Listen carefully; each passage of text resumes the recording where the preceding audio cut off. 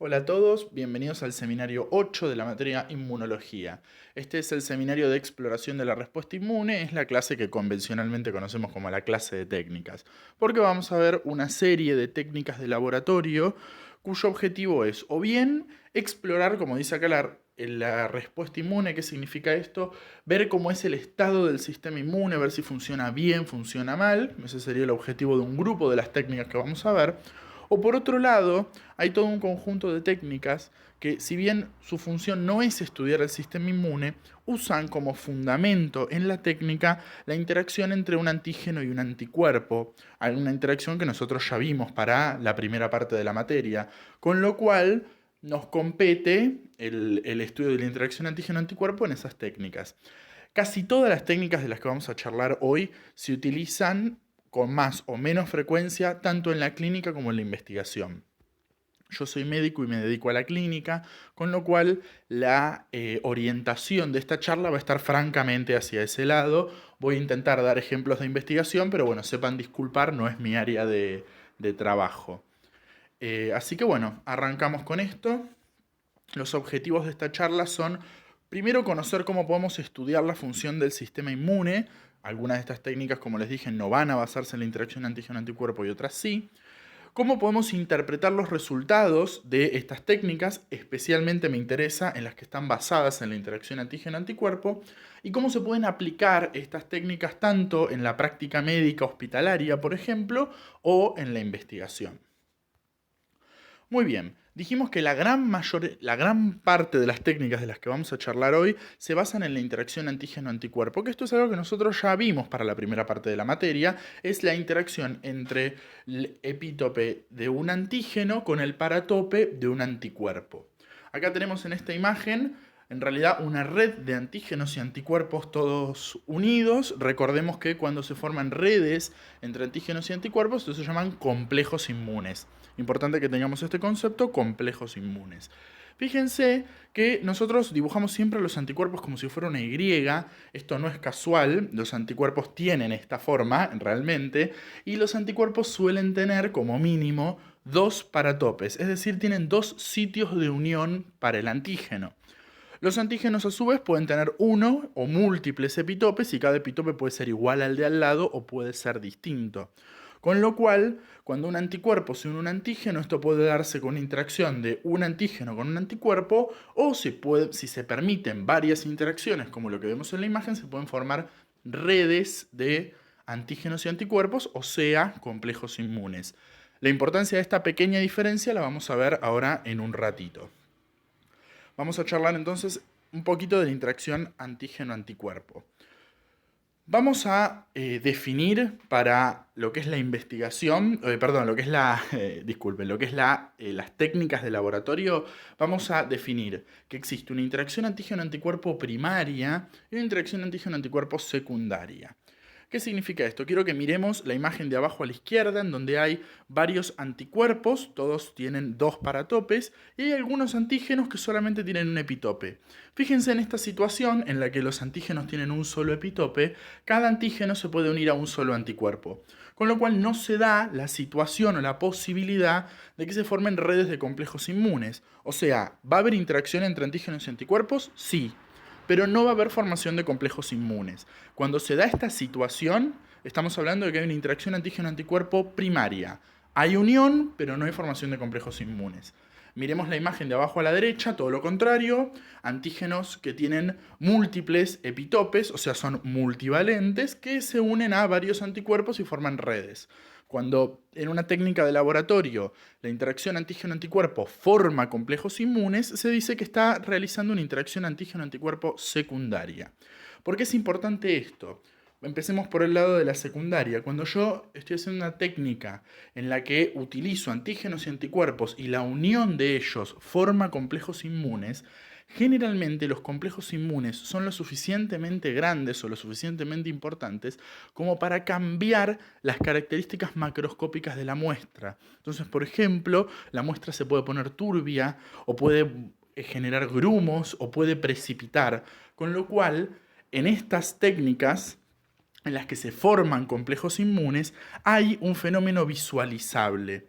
Esto es importante porque estas técnicas no requieren ningún tipo de revelado. Uno mezcla los antígenos con los anticuerpos y si ocurre la reacción uno la puede ver y si no ocurre no la ve. Como dijimos, para que se formen redes de antígenos y anticuerpos necesitamos antígenos multivalentes, es una característica necesaria para que haya interacción antígeno-anticuerpo secundaria, y en general para que se formen redes de complejos inmunes lo suficientemente grandes como para que sean visualizables, necesitamos altas concentraciones de antígenos y anticuerpos. Todas esas son las características de las técnicas basadas en interacción antígeno-anticuerpo secundaria. Vamos para la izquierda, cuando en una técnica yo mezclo antígenos y anticuerpos y por X o por Y no se forman redes de complejos inmunes, la muestra no va a sufrir ningún cambio macroscópico, con lo cual yo no voy a ver con mis ojos si hubo interacción entre antígenos y anticuerpos. Entonces voy a necesitar algún tipo de método de revelado, es decir, voy a necesitar un segundo, tercero, cuarto paso, un nuevo paso en la técnica que me permita decir si en esta muestra hubo interacción entre el antígeno y el anticuerpo. Perdón, algo que tal vez no les mencioné antes, disculpen, es que en las técnicas basadas en interacción antígeno-anticuerpo lo que yo quiero detectar es esa interacción. Ahora vamos a hablar por qué, pero básicamente yo voy a mezclar una solución que tiene antígenos, una que tiene anticuerpos, y voy a ver si interactúan. Y eso es lo que yo quiero denotar con la técnica. Va a haber algunas técnicas que se basan en la formación de complejos inmunes. A esas técnicas las llamamos basadas en la interacción secundaria. Y otras técnicas no requieren de la formación de complejos inmunes, son las que se basan en la interacción primaria. Todo esto así en el aire no se entiende. Cuando veamos una técnica vamos a poder entenderlo. Bien, antes de meternos con las técnicas, quiero repasar algunos conceptos que vamos a usar a lo largo de la charla y quiero que lo tengan más o menos enganchado. Vamos a hablar de que las técnicas tienen dos características, en casi todas las técnicas, los métodos complementarios tienen estas dos características, que son la sensibilidad y la especificidad. La sensibilidad es la capacidad de una técnica o de un estudio complementario de detectar pacientes enfermos, es decir, que sean positivos para el resultado de esta muestra y que por lo tanto me diagnostique la enfermedad que yo estoy buscando. Una técnica muy sensible a todos los pacientes que están enfermos les da positiva. En cambio, una técnica que es muy poco sensible, a lo mejor algún paciente está enfermo, yo le hago la técnica y le da negativa. Entonces la sensibilidad es la capacidad de una técnica de detectar a los pacientes enfermos. La especificidad, por el contrario, es la capacidad de una técnica de detectar al paciente sano, es decir, de dar negativo cuando el paciente está sano. Una técnica muy específica, todos los pacientes sanos me van a dar negativos. En cambio, una técnica que es muy poco específica, a lo mejor me da positiva y el paciente está sano de todos modos. Vamos a ver más adelante por qué es importante esto. Más me importan estos tres conceptos que vienen ahora. Las técnicas de laboratorio tienen resultados. A veces el resultado simplemente es una característica, como por ejemplo positivo o negativo, o por ejemplo una característica de un color, de una forma. Cuando el resultado de una técnica es una característica y no es un valor numérico, a esas técnicas se las llama técnicas cualitativas. El resultado se expresa en algo que no es cuantificable. Por ejemplo, si yo les dijera, qué sé yo, el color de pelo, por ejemplo, no es cuantificable. Si yo hiciera una técnica que me detecta color de pelo, estoy inventando cualquier cosa, el resultado va a ser algo cualitativo. El color de pelo es rubio, es castaño, es morocho, lo que ustedes quieran, pero no es un número, es una característica. En cambio, cuando una técnica de laboratorio arroja por resultado un número, es una técnica cuantitativa, como por ejemplo, yéndome del laboratorio, yo puedo pesar y medir a una persona y los resultados van a ser números con una unidad que me va a determinar el tipo de magnitud que yo esté midiendo. Pesa 85 kilos y mide 1,84 m, qué sé yo. El resultado es un número con una unidad, con lo cual el resultado es cuantitativo. Algunas técnicas ofrecen resultados cuantitativos y otras técnicas ofrecen resultados cualitativos. Las técnicas que ofrecen como resultado positivo o negativo son técnicas cualitativas. Vamos a hablar con un ejemplo más adelante que algunas técnicas cualitativas pueden tener algún juego medio estadístico, si ustedes quieren, y convertirse en lo que se llaman técnicas semi-cuantitativas. No te dan un número, pero te dan una relación. Ahora más adelante vamos a charlar de esto. Hasta acá son solo conceptos, no empezamos con técnicas. Y por otro lado, vamos a hablar de dos fenómenos visibles, que son los que tienen ahí abajo, la aglutinación y la precipitación. ¿Se acuerdan que charlábamos que las técnicas de interacción antígeno-anticuerpo secundarias son visualizables, generan un cambio macroscópico, algo que yo puedo ver con los ojos en mi muestra? Bueno, los dos cambios más comunes que generan las técnicas basadas en interacción antígeno-anticuerpo secundario son la aglutinación y la precipitación. Dicho en criollo, la aglutinación es la formación de grumos y la precipitación es que todo el contenido o todos estos complejos inmunes se depositen en el fondo del tarrito en el que yo estoy haciendo mi muestra. Fíjense en la imagen de abajo a la izquierda, hay una muestrita de sangre que se formaron grumitos, la que dice S, se formaron grumitos, esa muestra está aglutinada. Eso es positivo para esta técnica, después vemos cuál es. En cambio, el pedacito de sangre que dice A, la sangre está sin formar grumitos, no aglutinó, eso es negativo. Como ven, esta técnica yo la puedo revelar con mis ojos. Es una interacción antígeno-anticuerpo secundaria la que se basa en esta técnica. A la derecha, lo que estoy viendo son son anillos de precipitación. Básicamente, en esta técnica, cuando el complejo inmune se precipita, se ve como un color clarito en la planchita esta que nosotros estamos viendo. Fíjense que hay círculos claritos más grandes, círculos claritos más chiquitos. Cuanto más grande el círculo, más precipitación de complejos inmunes. Es algo que también puedo ver con los ojos. Entonces, esas son las dos formas de revelado de las técnicas de interacción antígeno-anticuerpo secundarias. Sé que hasta ahora solamente tiramos conceptos al aire, pero son todos conceptos que necesito que tengamos para poder arrancar con las técnicas. Si queda alguna duda de alguno de estos conceptos, les pido que pausen el video, lo vuelvan a escuchar o que vayan a leer el apunte de técnicas que está subido a la página de internet de la facultad y que tengamos claro estos conceptos antes de seguir. Así que bueno, vamos a continuar. Como les dije, yo soy médico y los pacientes me pueden, así que vamos a arrancar con un paciente. Tenemos a Enrique, es un señor de 71 años que consulta por fiebre de 3 días de evolución, tos y expectoración purulenta, o sea que escupe pus, y tiene un dolor punzante en la parrilla costal derecha. Le hacemos una radiografía y lo que muestra es una neumonía de base derecha. Vamos a arrancar con algunas técnicas de laboratorio simples que lo que hacen es evaluar la función del sistema inmune. Entonces nosotros queremos saber estamos pensando cómo vamos a encontrar los valores de leucocitos circulantes de Enrique y cómo van a estar sus proteínas. Si esto fuera una clase en vivo y en directo con nosotros, yo les estaría preguntando la pregunta, les estaría preguntando la respuesta. Si quieren pausen el video, piénsenlo, sean sinceros con ustedes mismos y después le dan play. Y bueno, obviamente sí podemos medir estas cosas. ¿Cómo esperamos encontrar a los leucocitos? Perdón, ahí está.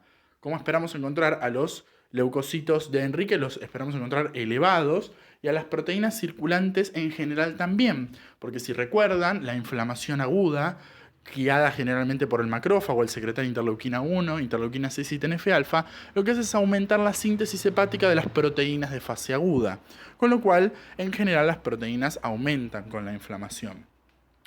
¿Nosotros podemos medir los leucocitos? Sí, podemos hacerlo con un estudio que se llama hemograma. Un hemograma es básicamente un recuento de las poblaciones celulares que circulan en la sangre.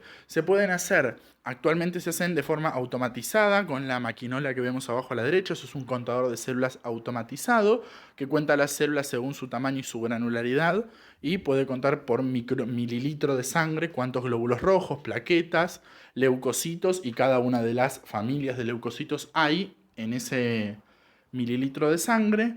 O antes se hacían de forma manual en unas planchitas como si fueran unos portaobjetos con una cuadrícula que se llaman cámaras de Neubauer. Con esto nosotros podemos medir la cantidad de leucocitos. En el caso de Enrique probablemente estén elevados. Por otro lado, nosotros podemos medir las proteínas en la sangre, se pueden medir, la mayor parte de las proteínas de la sangre se pueden medir en el laboratorio. El tema es que muchas veces estas determinaciones o son caras o son lentas. Entonces, si nosotros quisiéramos una forma rápida de medir en conjunto las proteínas, se usa un estudio que se llama la eritrosedimentación. Básicamente, la eritrosedimentación consiste en poner una muestra de sangre del paciente en un tubito capilar y dejarlo durante cierta cantidad de tiempo, generalmente un par de horas, y ver cómo la columna de glóbulos rojos va precipitando, va cayendo por el capilar.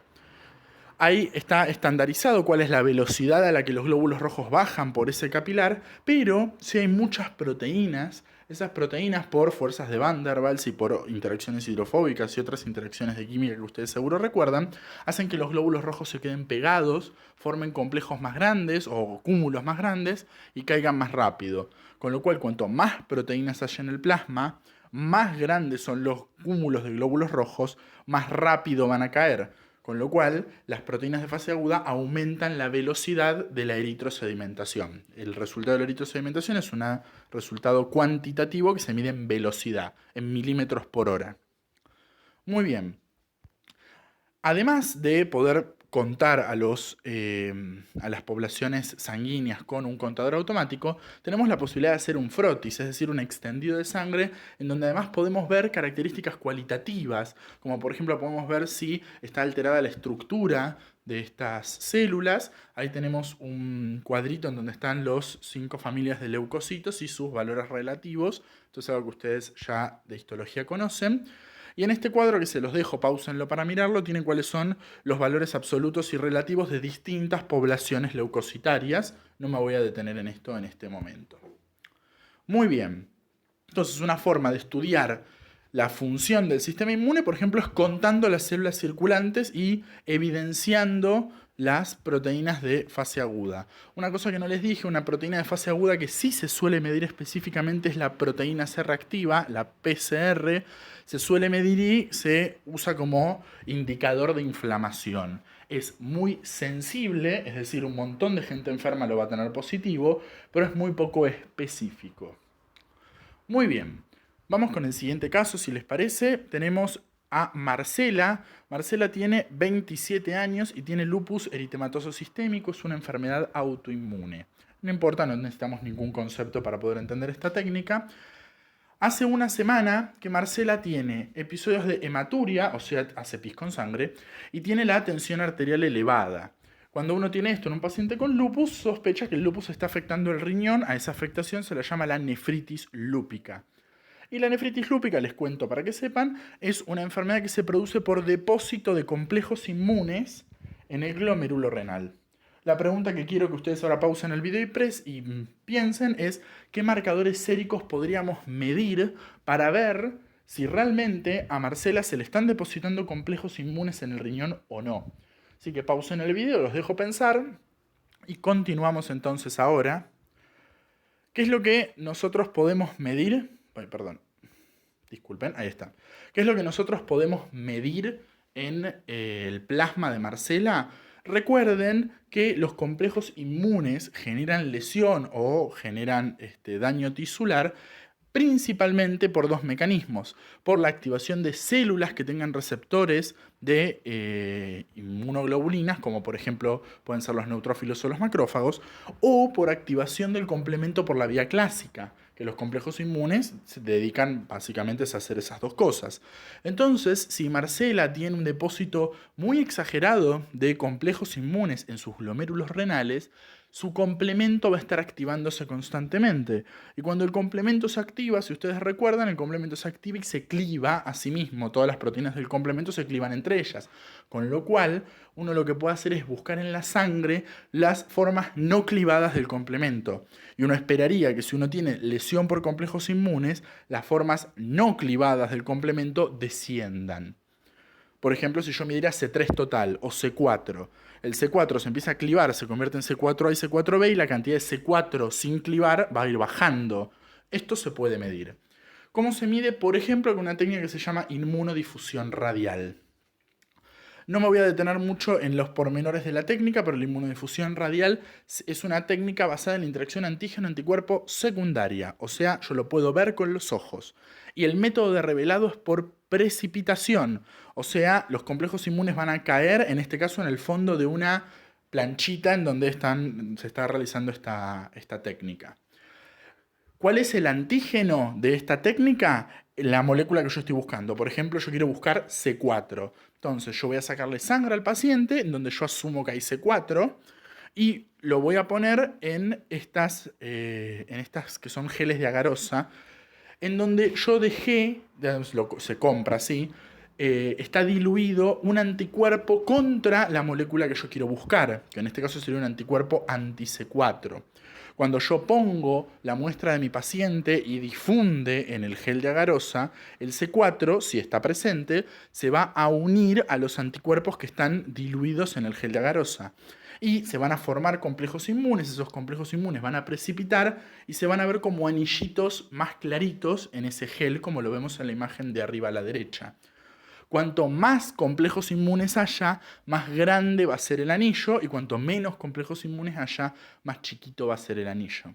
Además, estos kits de inmunodifusión radial vienen con antígenos en concentraciones conocidas. Entonces yo lo compro, tiene el gel de agarosa que tiene el anticuerpo anti-C4, por ejemplo, ya metido ahí adentro, y frasquitos en los que me dice, este es un frasquito con C4 a tantos microgramos por mililitro. Este es un frasquito con C4 a tantos microgramos por mililitro, y así sucesivamente.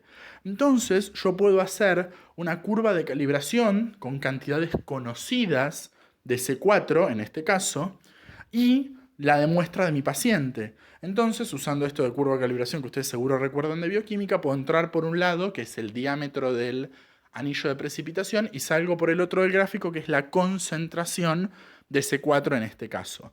Con lo cual, esta es una técnica cuantitativa. Es una técnica que me va a dar la concentración de la molécula que yo estoy buscando. Ahí tienen en verde el resumen de lo que estuvimos diciendo. Precipitación es cuantitativa. ¿Qué se puede medir por inmunodifusión radial? El total de IgG, el total de IgM, el total de IgA se pueden medir, y prácticamente todos los elementos del complemento se pueden medir por esta técnica. Desventajas de esta técnica: es poco sensible, es lenta y requiere altas concentraciones de antígeno para poder medirlas. Acuérdense lo que les dijimos antes, que las técnicas basadas en interacción antígeno-anticuerpo secundaria requieren altas concentraciones de antígeno. Y esa es la explicación por la cual esta técnica no puede medir IgE. Fíjense que la IgE no está entre las opciones de qué cosas puedo medir, porque ustedes recuerdan que la IgE está en concentraciones muy, muy, muy bajas en el plasma. Con lo cual, esta técnica no es lo suficientemente sensible como para medirla. Hoy en día, la inmunodifusión radial se sigue usando para medir los elementos del complemento, pero ha sido desplazada en otros aspectos por técnicas más nuevas y más rápidas de hacer.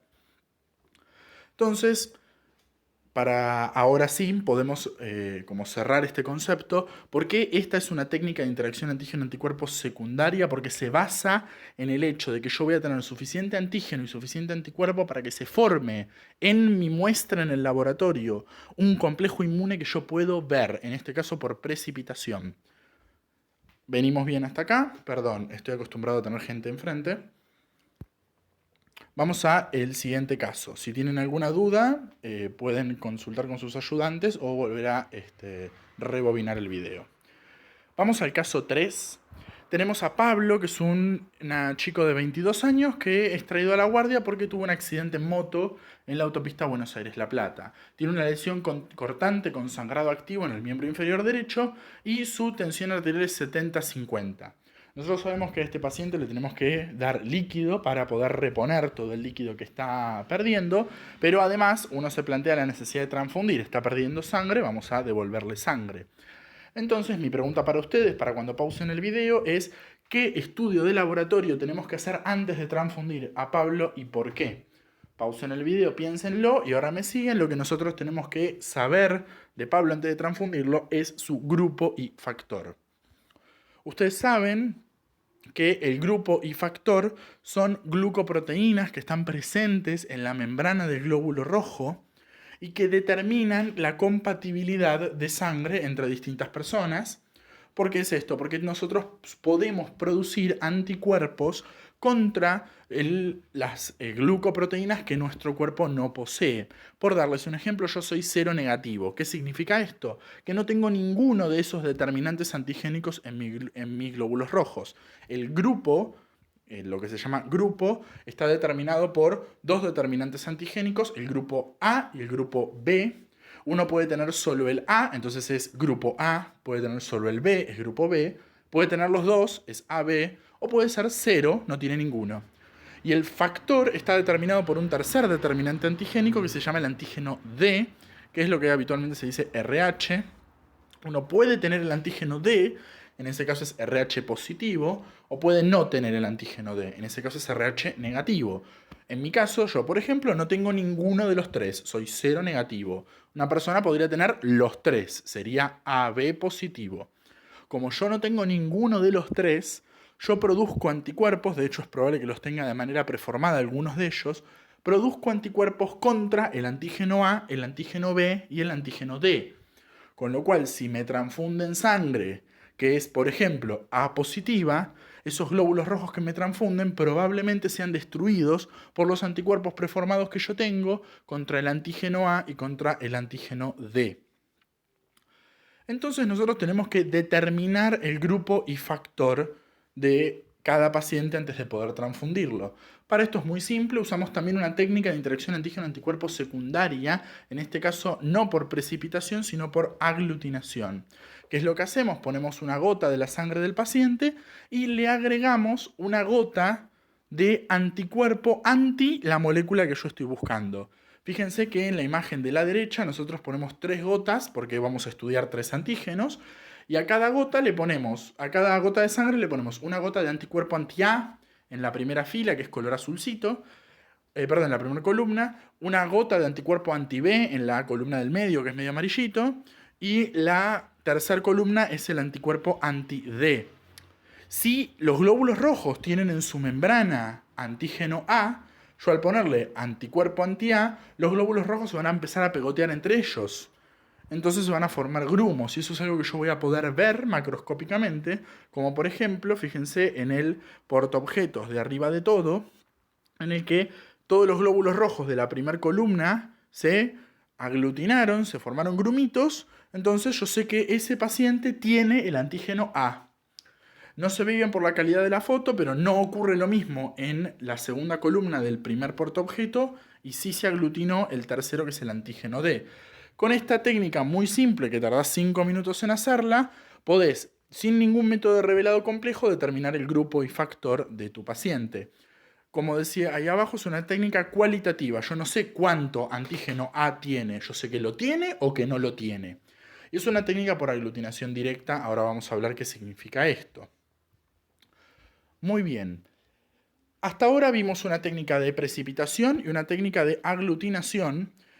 ¿De qué depende que una técnica utilice precipitación y una técnica utilice aglutinación? Básicamente depende de la naturaleza del antígeno. Si el antígeno es una molécula soluble, como por ejemplo una proteína disuelta en el plasma, cuando forme complejos inmunes lo que va a hacer es precipitar. En cambio, cuando el antígeno es parte de una partícula más grande, se llama antígeno particulado, como por ejemplo el antígeno A, B y D, que son parte del glóbulo rojo, lo que van a hacer cuando formen complejos inmunes es hacer que esas partículas a las que pertenecen formen grumos. Entonces van a aglutinar. Entonces, ¿de qué depende si una técnica aglutina o precipita? De las características del antígeno. Muy bien. Vamos a continuar con esta charla. Además de estos tipos de mediciones que estuvimos charlando hasta ahora, otra cosa que podemos medir utilizando interacciones antígeno-anticuerpo es podemos medir la concentración de antígenos y de anticuerpos en muestras biológicas. Y eso es lo que vamos a charlar en las próximas diapositivas. Estas diapositivas son un pequeño repaso de la respuesta B para que ustedes recuerden que en la segunda exposición a un antígeno, el título de anticuerpos que producen los linfocitos B de memoria es mucho mayor que la respuesta primaria, con lo cual cada vez que yo me exponga con un antígeno voy a tener mayor concentración de anticuerpos. Por otro lado, nosotros sabemos que esto es posible gracias a los linfocitos B de memoria que hacen switch de isotipo, con lo cual ese aumento del título de anticuerpos va a ser a expensas de la aparición de más y más IgG, o IgA o IgE, pero no de IgM. IgM, recuerden que se produce básicamente por los linfocitos B marginales del vaso o los linfocitos B1 y accesoriamente también por los linfocitos B2 que se activan y luego de la primera colaboración TB no forman el centro germinal, sino que migran hacia la médula del ganglio y forman plasmocitos de vida media corta que producen IgM. Fíjense que en cada exposición al antígeno no solo voy a tener una respuesta de IgG de memoria con aumento de la concentración de IgG, sino que también voy a tener una nueva población de linfocitos B2 naive que se activan y van a producir durante poco tiempo una determinada cantidad de anticuerpos IgM. Con lo cual el concepto que quiero que nos llevemos de esta diapositiva es que la exposición al antígeno de nuevo va a marcar que nuestro cuerpo vuelva a producir IgM. La IgM nos habla de exposición reciente al antígeno. En cambio, los títulos muy altos y con mucha afinidad de IgG nos hablan de exposición pasada. Esto es una tablita, ustedes pueden repasarlo. Vamos al siguiente caso. Tenemos, realizando el control de salud, viene la paciente Filomena, tiene 55 años, ella es de Santiago del Estero. Tiene una radiografía de tórax y un electrocardiograma, como ven ahí en la radiografía, tiene cardiomegalia, o sea, tiene el corazón grande. Como tiene un antecedente epidemiológico y tiene una lesión estructural, pensamos que puede tener enfermedad de Chagas. ¿Qué es lo que podemos buscar nosotros en la sangre de Filomena si pensamos que ella tiene Chagas? De vuelta, pausen el video, piénsenlo. Lo que podemos buscar en la sangre de Filomena básicamente es dos cosas.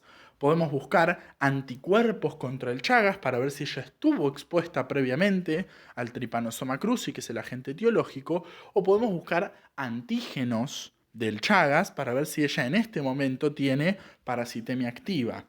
En general, por la cinética de la enfermedad de Chagas, cuando el paciente ya tiene manifestaciones cardíacas en este caso, la infección fue muy pasada, con lo cual lo que buscaríamos en Filomena en este caso, y que es lo que vamos a hacer, vamos a tratar de buscar anticuerpos contra algunos de los antígenos del Chagas. Y para eso vamos a usar en este caso una de las técnicas aprobadas en nuestro país para la detección del Chagas, que es la hemaglutinación indirecta. Este es un nombre muy complejo, pero vamos a tratar de ir desglosándolo, ustedes lo van a poder entender. Arranquemos con aglutinación. Si ya nos dice aglutinación, ya nos ubicamos en dos cosas. Primero, que es una técnica de interacción antígeno-anticuerpo secundaria, porque usa aglutinación. Yo lo voy a poder ver con los ojos. Por otro lado, otra cosa que sabemos es que si es aglutinación, el antígeno va a ser particulado. Bien, siempre que ustedes lean hemaglutinación, significa que la partícula aglutinante es un glóbulo rojo. Es decir, que cuando vimos antes la aglutinación de los grupos sanguíneos, eso también es una hemaglutinación, porque lo que aglutinan son glóbulos rojos.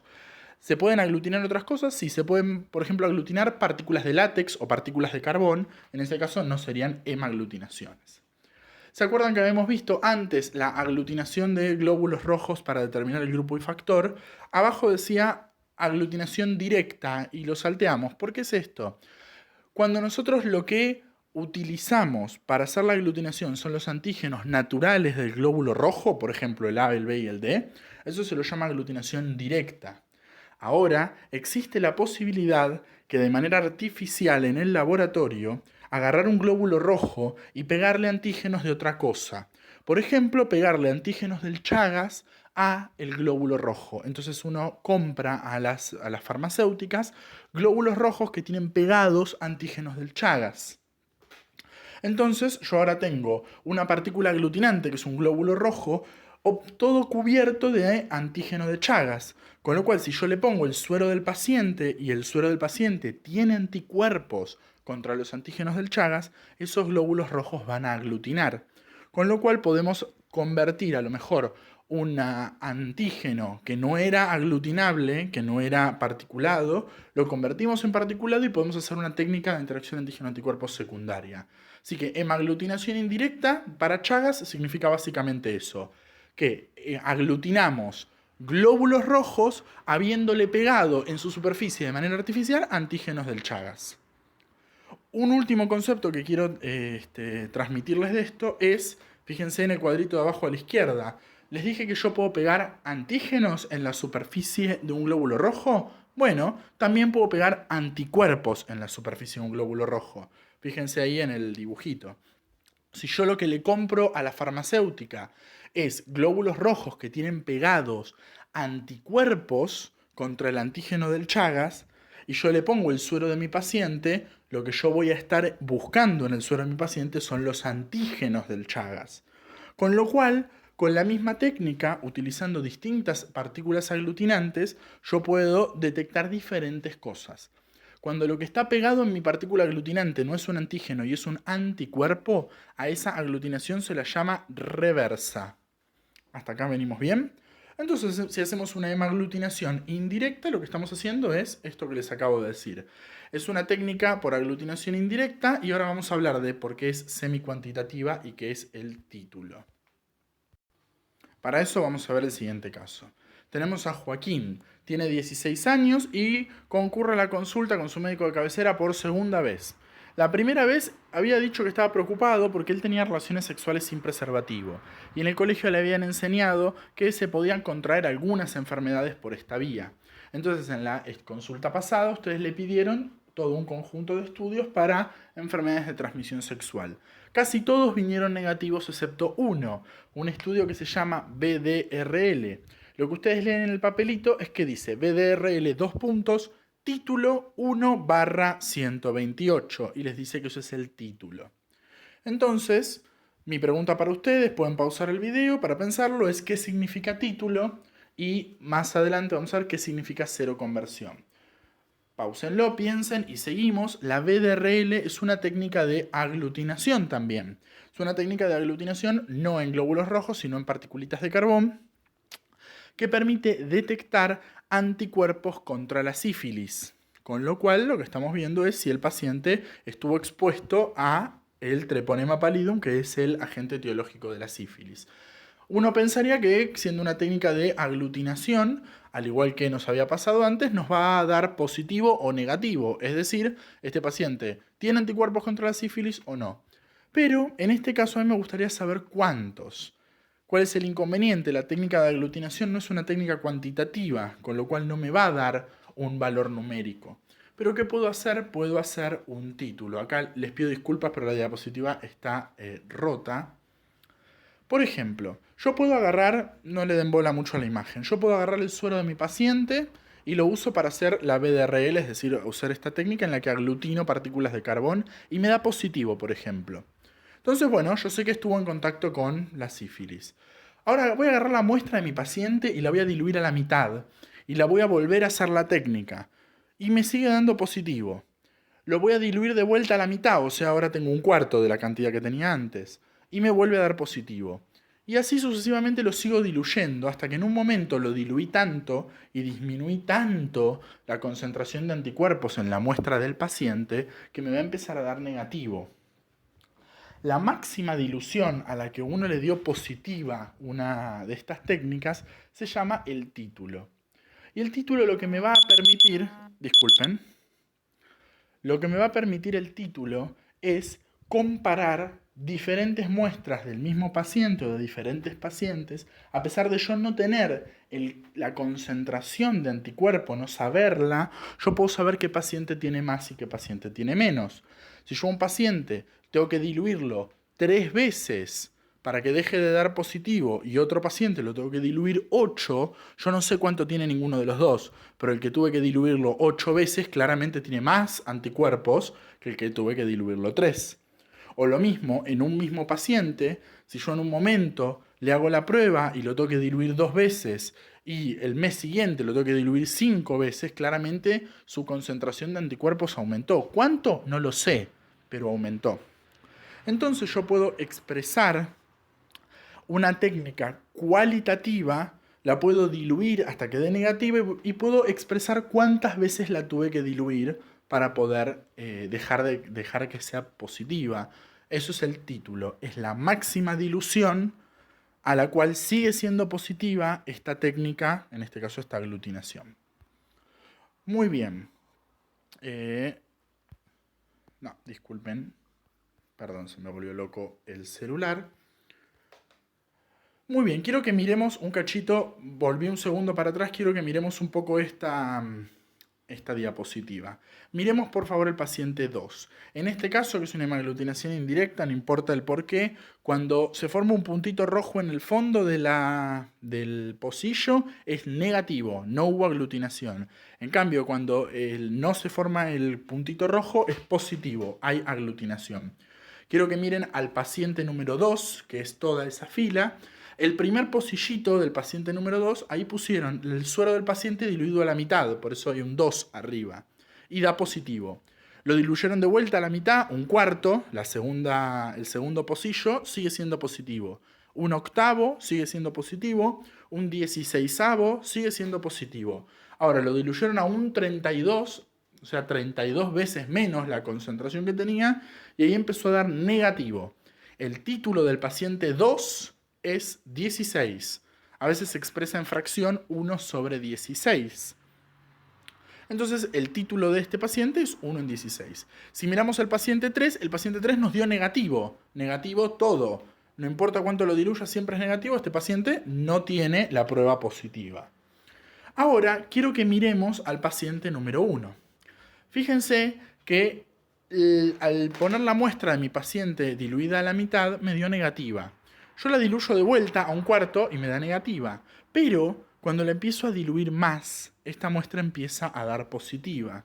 Y esto se debe a algo que se llama el fenómeno de Prosona. Fíjense lo que ocurre. ¿Se acuerdan que habíamos dicho que para que se produzca la formación de complejos inmunes yo tengo que tener mucha concentración de antígenos y de anticuerpos? Bueno, esto es cierto, pero es insuficiente. No solo tengo que tener una alta concentración de antígenos y de anticuerpos, sino que también tengo que tener una concentración similar de antígenos y de anticuerpos para que se puedan formar las redes de complejos inmunes. Si yo tengo exceso de uno de los dos, no van a poder formarse las redes. Fíjense que les pido que miren donde dice exceso de anticuerpo. Cuando yo tengo mucho más anticuerpo que antígeno, cada antígeno puede estar unido a un anticuerpo, pero va a haber anticuerpos que no van a poder unirse a nada porque no hay suficiente antígeno, con lo cual no se van a formar redes de complejos inmunes. En el caso opuesto, cuando lo que hay en exceso es el antígeno, todos los anticuerpos van a estar unidos a un antígeno, pero va a haber también antígenos libres y no se van a poder formar las redes de complejos inmunes. Entonces yo lo que necesito es un equilibrio entre la cantidad de antígenos y de anticuerpos. Vamos a volver un segundo. ¿Qué es lo que pasa en el paciente número 1? El paciente número 1 tiene tanto anticuerpo que con la concentración de antígeno con la que yo hago la muestra está en el lado del gráfico exceso de anticuerpo.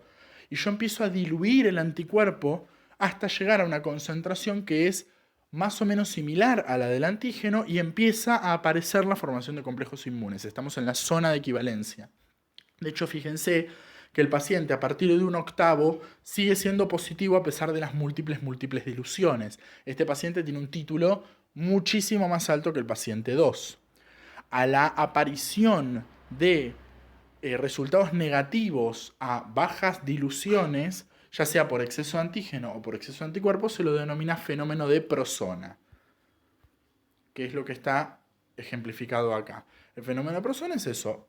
Las muestras muy poco diluidas me dan negativas, no porque sean realmente negativas, sino porque hay un exceso de alguno de los dos componentes, que se soluciona cuando diluyo el componente este que está en exceso.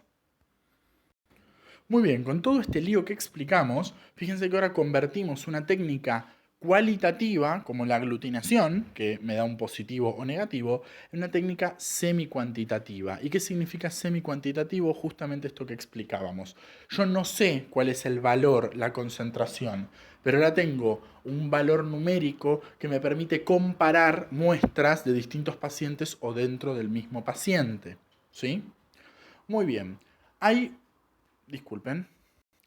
Hay un concepto más que desgraciadamente la diapositiva no me funciona, que es el concepto de cero conversión. Si ustedes recuerdan, voy a volver un segundo hacia atrás, en este grafiquito, yo cada vez que me expongo a un antígeno, produzco nuevamente una respuesta de linfocitos B, voy a aumentar la concentración de anticuerpos. Con lo cual, si yo ya me expuse a una enfermedad, a lo mejor yo tengo un título de anticuerpos como el que me quedó, fíjense, entre la primera y la segunda exposición me quedó un título de anticuerpos IgG. Yo hago una prueba de aglutinación y me da positivo. Supónganse 1 en 8, un título de 1 en 8. Ahora yo me vuelvo a exponer con ese antígeno, vuelvo a hacer una respuesta inmune, con lo cual voy a aumentar mi concentración de antígenos. De anticuerpos. Si yo vuelvo a hacer la misma prueba después de exponerme nuevamente con el antígeno, ¿qué es lo que va a pasar? Y el título va a aumentar, porque voy a tener mayor concentración de anticuerpos, con lo cual voy a tener que diluir más para que dé negativo, mi título aumentó. El aumento del título en dos diluciones, es decir, que se corra dos lugares, la positividad del título en un mismo paciente separados por 4 semanas, eso se lo llama seroconversión. ¿Qué significa esto? Básicamente que el paciente entre la primera muestra y la segunda muestra tuvo contacto con el antígeno. ¿Por qué un mes? Eso es un valor de tiempo que se estandarizó, no tiene ninguna razón de ser, es así, pero podría ser más. Yo, por ejemplo, hoy me hago una prueba para cualquier aglutinación, me da 1 en 4, y me la hago el año que viene, y esa misma prueba me da 1 en 32, aumentó más de 2 diluciones en más de un mes, significa que entre la primera y la segunda prueba yo me tuve que haber expuesto de vuelta al antígeno. Hice una seroconversión. También se llama seroconversión a un paciente que para una prueba de aglutinación, aglutinación o cualquier otro tipo de prueba, para una prueba de serología, es decir, estoy buscando el anticuerpo o el anticuerpo, perdón. Para una prueba de buscar anticuerpos, una serología, es negativo y después se vuelve positivo, eso también se llama seroconversión. O sea, no solo el aumento de un título positivo, sino también un paciente que era negativo y se positiviza, también se llama seroconversión. Muy bien. Podemos continuar. Dos detalles más que vamos a mencionar sobre el título. En el título, o en la concentración de anticuerpos que yo tengo en prueba cuando hago la técnica, están mezclados todos los anticuerpos que tiene el paciente. En general, los anticuerpos circulantes de más concentración son IgG y IgM. Entonces, cuando yo tengo un título, por ejemplo, el del paciente, el de la fila de arriba de 1 en 64, yo no sé cuánto de ese 1 en 64 se debe a la IgG y cuánto se debe a la IgM. Y se pueden hacer unas pequeñas modificaciones de estas técnicas para poder saberlo. Uno, la que vamos a explicar ahora, es esta, que es utilizar el 2-mercaptoetanol. El 2-mercaptoetanol es una molécula, no importa, es tóxica, pero lo que hace es destruir la unión pentamérica de la IgM. Es decir, convierte la IgM pentamérica en monomérica, como está ahí en el dibujito. ¿Cuál es la cuestión? La IgM monomérica tiene muy poca capacidad de formar complejos inmunes. Con lo cual, si yo la muestro al paciente, le pongo 2-mercaptoetanol, anulo la capacidad de la IgM de generar complejos inmunes. Y fíjense, ahí en las dos tablitas de título, la primera, sin 2-mercaptoetanol, el título fue 1 en 64. Yo le agrego 2-mercaptoetanol, elimino la IgM y el título bajó a 1 en 8. Eso significa que 1 en 8 del título corresponde al IgG. El resto correspondía a la IgM. Si, por ejemplo, yo hago un título de 1 en 64 sin 2-mercaptoetanol, le agrego el 2-mercaptoetanol y me sigue dando lo mismo, significa que no hay IgM en esta situación en particular y es todo por IgG. Y si yo agrego 2-mercaptoetanol y se elimina completamente, la prueba se vuelve negativa, significa que era todo por IgM. Muy bien, estos son algunos conceptos que ustedes pueden después repasar, no tiene importancia que lo charlemos. Vamos al siguiente caso. Filomena, que es la señora que le habíamos intentado diagnosticar Chagas antes, vuelve porque le había dado un título de 256, o sea, un título de 1 en 256 para hemaglutinación indirecta para la enfermedad de Chagas. En nuestro país, para poder diagnosticar enfermedad de Chagas, nosotros necesitamos dos técnicas diferentes, positivas, para poder decir que un paciente tiene Chagas. Entonces, lo que nosotros vamos a tratar de buscar es otra técnica serológica. Les pido disculpas, tal vez yo no se los dije antes. Siempre que nosotros hablemos de serología, significa medir anticuerpos. Si yo le hago serología a un paciente, significa que voy a medir los anticuerpos contra una enfermedad en particular. Serología de Chagas, busco anticuerpos contra el Chagas. Serología de hepatitis, busco anticuerpos contra la hepatitis. Eso significa. La hemaglutinación indirecta es una técnica serológica para Chagas, busco anticuerpos para Chagas. Necesito otra técnica serológica. Les dejo pensar que otra técnica serológica que ustedes conozcan, pero vamos a tratar de pensar alguna que ustedes conozcan que utilice interacción antígeno-anticuerpo primaria. Pausen el video, piénsenlo. Yo ahora sigo. La técnica de la que vamos a charlar ya la vieron en bioquímica, es el ELISA. El ELISA es una técnica que permite revelar la interacción antígeno-anticuerpo sin necesidad de que haya un cambio macroscópico por la unión del antígeno y el anticuerpo. ¿Cómo se hace un ELISA? Vamos a ir al ELISA, por ejemplo, el ELISA que está a la izquierda, el ELISA directo. Básicamente lo que yo hago es comprar un pocillo en el que vienen pegados en el fondo del pocillo anticuerpos. Yo voy a agregar la muestra de mi paciente donde yo sospecho que están los antígenos que estoy buscando. Por ejemplo, yo podría buscar en este caso antígenos de la enfermedad que yo quisiera. Si existen estos antígenos en la muestra de mi paciente, se van a quedar pegados en los anticuerpos que están en el pocillo. A esto yo le voy a agregar un anticuerpo que también es específico contra el mismo antígeno. Si existe el antígeno y se quedó pegado, mi segundo anticuerpo también se va a pegar. Ahora, ese segundo anticuerpo tiene adosada una enzima. Una enzima que cuando yo le doy un sustrato, esa enzima convierte ese sustrato en un producto coloreado. Con lo cual, fíjense lo que estamos haciendo acá. ¿Yo estoy haciendo una interacción antígeno-anticuerpo? Sí. Pero como en este caso yo tengo los anticuerpos inmovilizados y estoy asumiendo que tengo bajas concentraciones de antígeno y anticuerpo, no se forman redes de complejos inmunes. Entonces, en esta situación en la que yo tengo, fíjense el tercer pocillito del ELISA directo, tengo un anticuerpo pegado al piso de mi pocillo, con un antígeno y con otro anticuerpo pegado. Eso no genera ningún cambio visible en la muestra, con lo cual es una interacción antígeno-anticuerpo, pero no la veo, es una interacción antígeno-anticuerpo primaria. Yo necesito algún método de revelado para poder verla. ¿Cuál es el método de revelado? La enzima que tiene pegado el anticuerpo. Entonces yo le pongo el sustrato se convierte en un producto coloreado y en este caso con un espectrofotómetro mido la turbidez del líquido, hago una curva de calibración y me permite saber cuál es la cantidad de antígeno que tengo. El ELISA, que acabamos de explicar, es el directo. Ahora, yo puedo comprar el kit de ELISA y en vez de comprar el que tiene un anticuerpo pegado en el pocillo, puedo comprar uno que tenga el antígeno pegado en el pocillo. Si lo que está en el pocillo es el antígeno, lo que yo voy a buscar en la muestra de mi paciente es el anticuerpo. Entonces yo compro el pocillo, tiene antígenos pegados, yo pongo la muestra de mi paciente. Si la muestra de mi paciente tiene anticuerpos contra ese antígeno, se van a quedar pegados. Y yo le agrego después un anticuerpo anti el fragmento Fc del anticuerpo de mi paciente, que también tiene una enzima pegada. Le agrego el sustrato, se forma el producto, espectrofotómetro y puedo medir, en el caso del ELISA indirecto, la concentración de anticuerpos.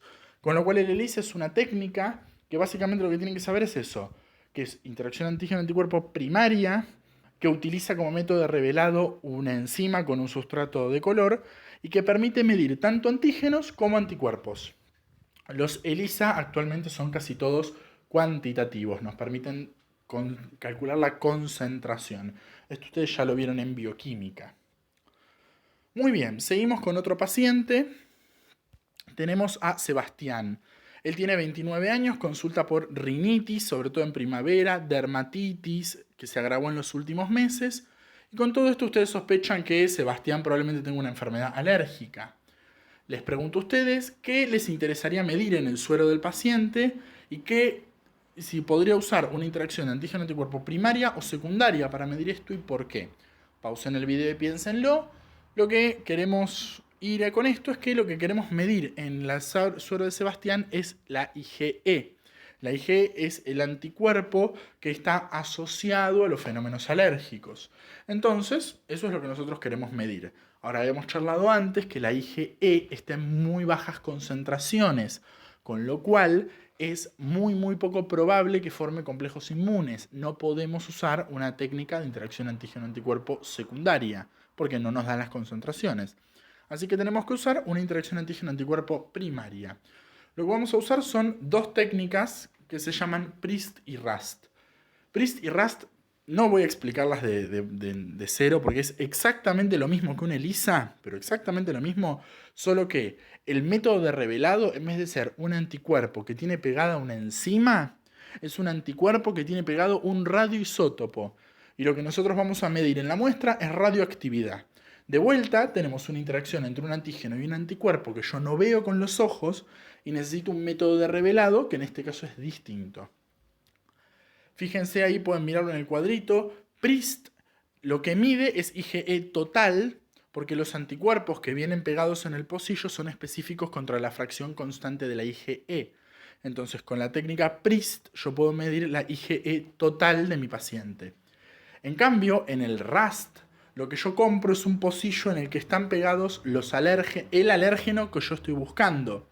Entonces se va a pegar la IgE al alérgeno para el que sea específica y yo lo voy a revelar con un anticuerpo antifracción constante de IgE con un radioisótopo. Entonces, PRIST mide IgE total, RAST mide IgE específica contra un antígeno en particular. Y usan las dos, interacción antígeno-anticuerpo primaria, método de revelado, un radioisótopo. Muy bien, muy parecido al ELISA. Muy bien. Vamos a continuar.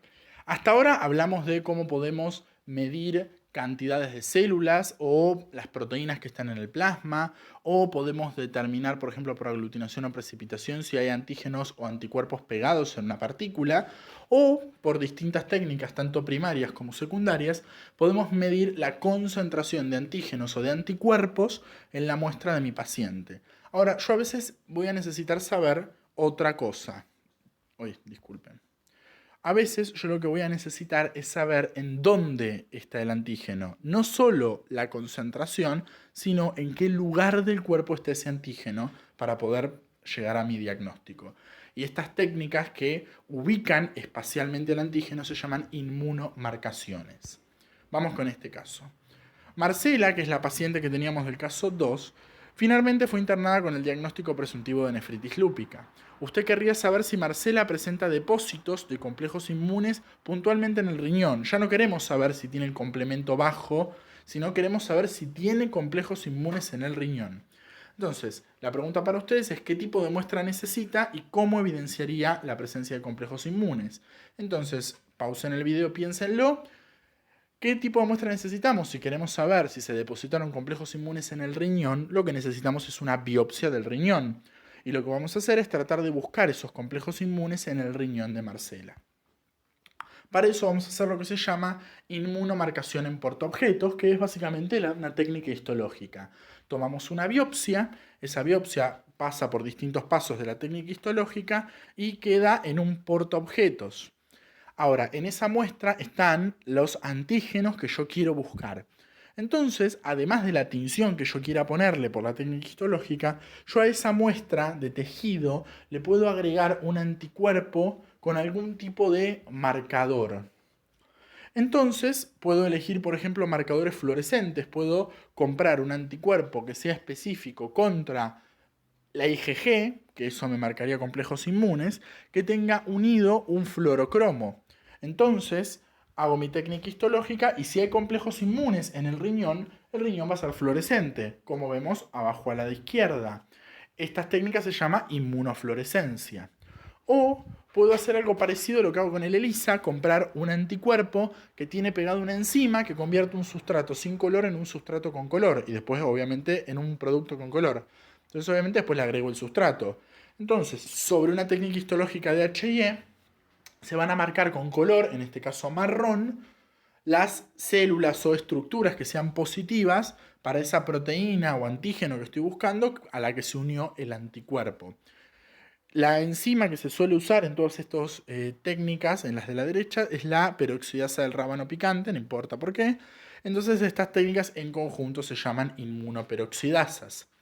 Son técnicas de interacción antígeno-anticuerpo primaria. ¿Por qué? Porque acá no se forma ningún complejo inmune. Tengo un antígeno inmovilizado y le agrego un anticuerpo en bajas concentraciones. Y necesito un método de revelado, fluorescencia o sustrato coproducto. Y es una técnica cualitativa. Yo no sé cuánto antígeno hay, solo sé si lo hay o no, pero me da una información muy importante que es en dónde está.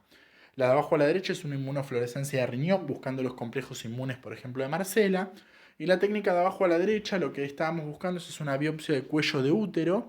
Y los anticuerpos están dirigidos contra proteínas del virus del papiloma humano. Las células que se tiñen ahí de marrón son positivas para el virus del papiloma humano. Entonces fíjense cómo me da una información extra respecto de las técnicas que estábamos diciendo previamente. Muy bien, si quieren ahora pausen el video, vayan a tomar algo, descansen un segundo porque la técnica que vamos a charlar ahora es tal vez la más importante de la charla y es la que más se suele tomar en los exámenes.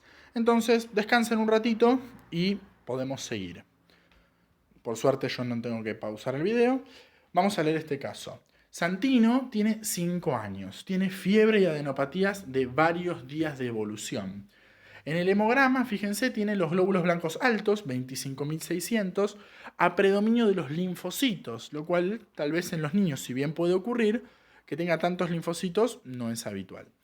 Luego de descartar otras enfermedades que causan linfocitosis, como la mononucleosis y otros síndromes mononucleosiformes, podemos pensar que lo que le está pasando a Santino es que sus linfocitos están proliferando de manera anormal y lo que tiene es una leucemia linfoide. Entonces, la pregunta que les dejo a ustedes es, ¿qué otra información queremos saber sobre estos linfocitos para poder definir si es una leucemia o no? Pausen el video y piénsenlo. Lo que nosotros queremos saber es si esos linfocitos son todos iguales o no. En una respuesta inmune normal, distintas poblaciones de linfocitos se activan, con lo cual todos los linfocitos aumentan en una infección viral y voy a encontrar más o menos unas proporciones normales, a pesar de que los valores estén aumentados, de linfocitos T, B y dentro del T, CD4, CD8, etcétera, etcétera. Ahora, en una leucemia linfoide, lo que pasa es que un linfocito específico, no importa, supongamos un linfocito B, pierde la regulación de su ciclo celular y empieza a hacer mitosis una tras de la otra hasta que se convierte en la población mayoritaria de linfocitos de la sangre, el tejido o el cuerpo de nuestro paciente. Con lo cual, ese 77% de linfocitos que vemos ahí son todos iguales, son clones, es una población clonal. Con lo cual, lo que yo puedo hacer para tratar de discernir esto es ver si todos esos linfocitos son iguales. ¿Y cómo lo puedo saber? Ustedes ya lo saben de lo que charlamos en el primer parcial. Cada población de linfocitos, y de hecho cada población de células en general, se caracteriza por ciertas proteínas de membrana, que nosotros vamos a llamar marcadores. Las células que son del mismo tipo comparten los mismos marcadores y las células diferentes tienen diferentes marcadores.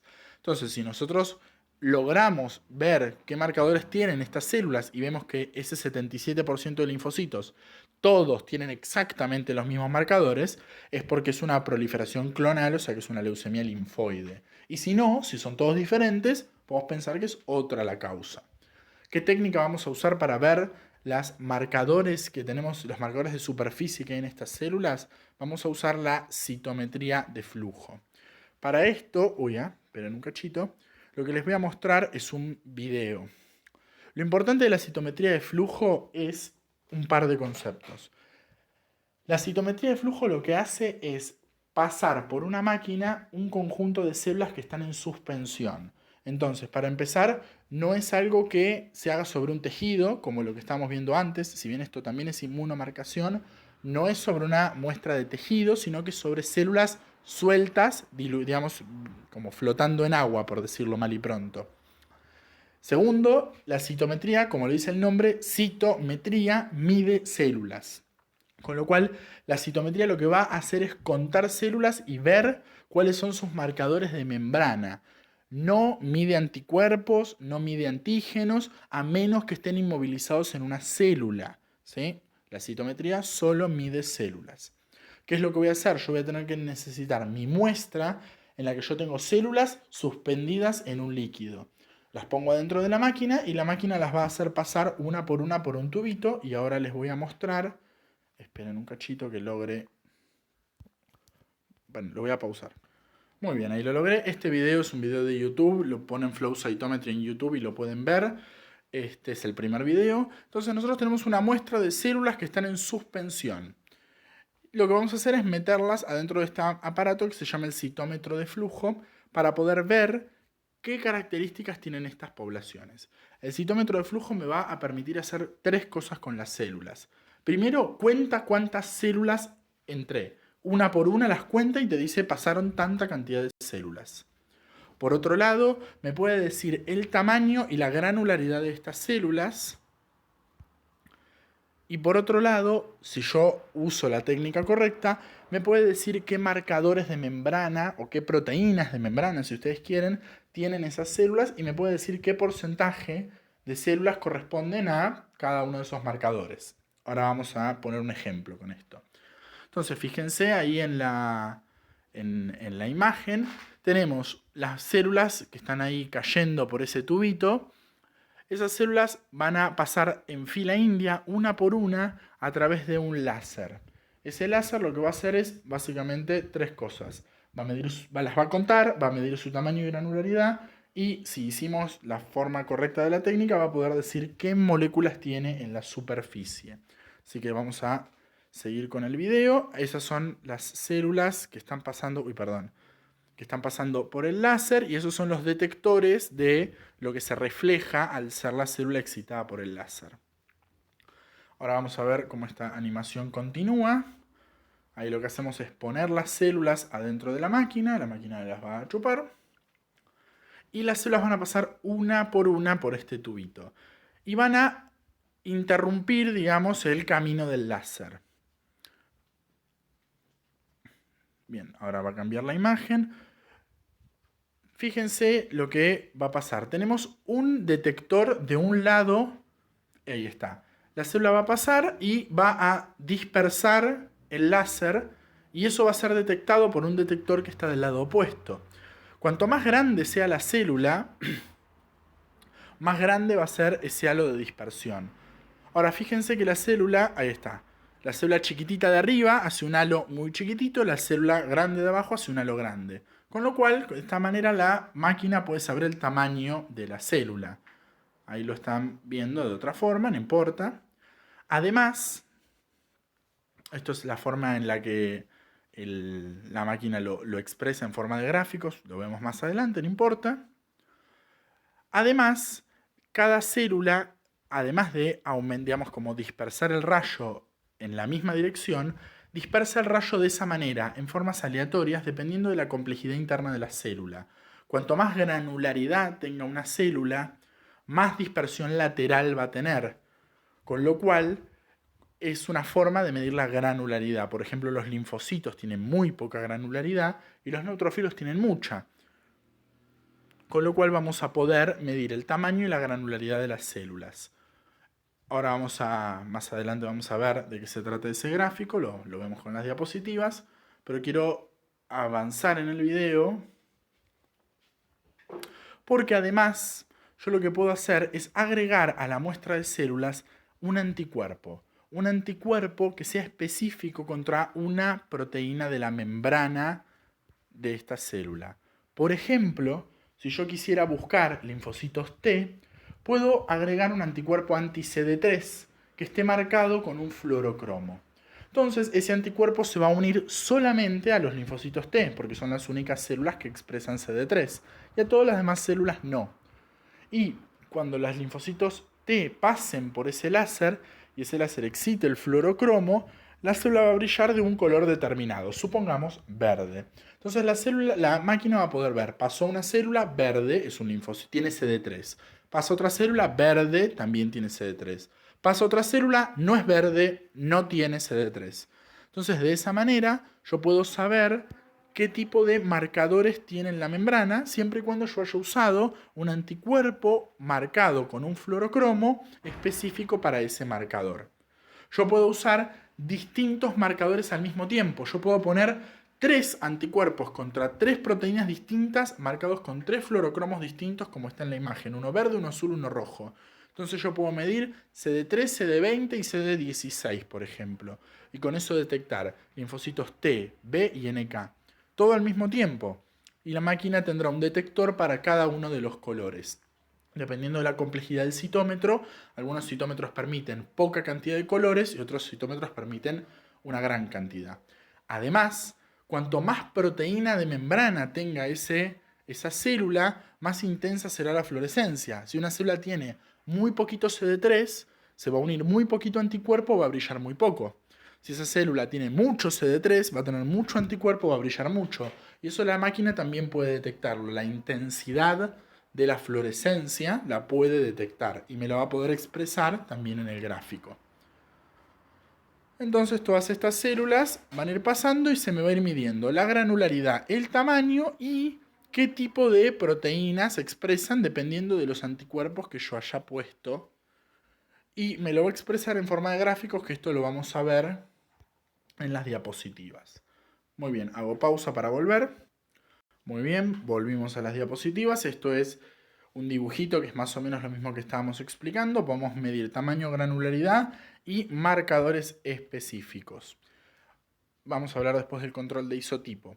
Primero, ¿cómo es que la máquina me va a expresar los resultados?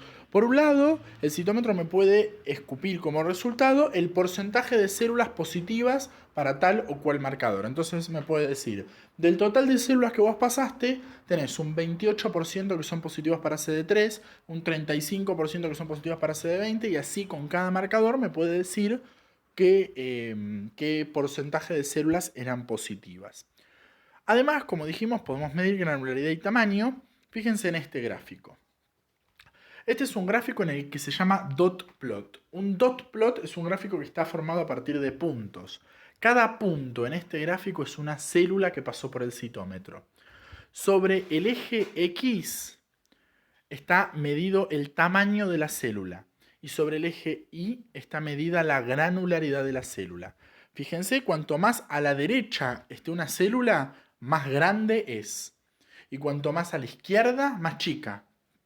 Cuanto más arriba esté una célula, más gránulos tiene. Cuanto más abajo, menos.